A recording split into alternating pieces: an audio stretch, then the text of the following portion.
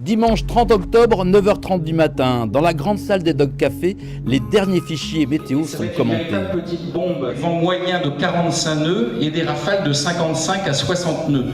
Une dépression majeure arrive bel et bien au large de la Pointe-Bretagne. Le directeur de course Jean Morel fait face à ses responsabilités. Et en fait, j'ai pris la décision de décaler le départ. Le décaler, ça ne peut pas être avant mercredi.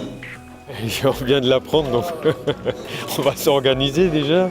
Déjà, on va faire le prologue. Puis après, comme chaque fois qu'on part, on dit qu'on n'a pas eu le temps de tout faire, donc on va finir ce qu'on n'a pas fait.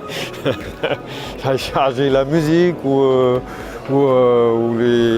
les petits trucs qui étaient totalement annexes, quoi. Et puis voilà, et on va redire bonjour à ceux qu'on a dit au revoir, et puis on va se remettre le nez dans la météo, quoi. Les skippers sont pris d'assaut par les journalistes. Le report de ce départ de Transat est tout sauf une première. Le besoin d'explication est cependant réel. On a juste une occasion de moins d'essayer nos bateaux dans le gros temps, quoi. Mais voilà, je pense que c'est quand même raisonnable. Là, il y a une particularité, c'est que la dépression, elle est immense, quoi, et qu'elle barre la route, donc on ne sait pas où aller. Voilà. Donc, ce qui n'est pas du tout le cas dans le sud, par exemple, où on peut, même avec une très grosse tempête, aller à droite, à gauche, s'éloigner du mauvais temps. Voilà. On était prêt pour partir, on a envie d'y aller, on travaille depuis pas mal de temps pour optimiser le bateau, le préparer.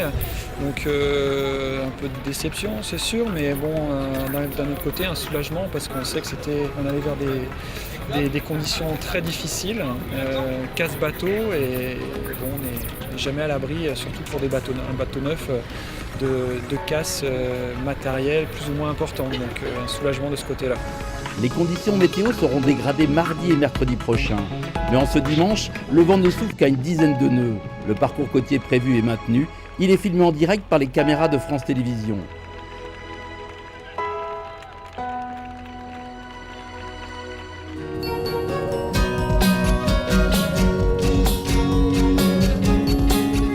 Après 1h15 de régate, Cheminée Poujoula s'accorde la 6e place sur les 13 concurrents inscrits dans la classe IMOCA.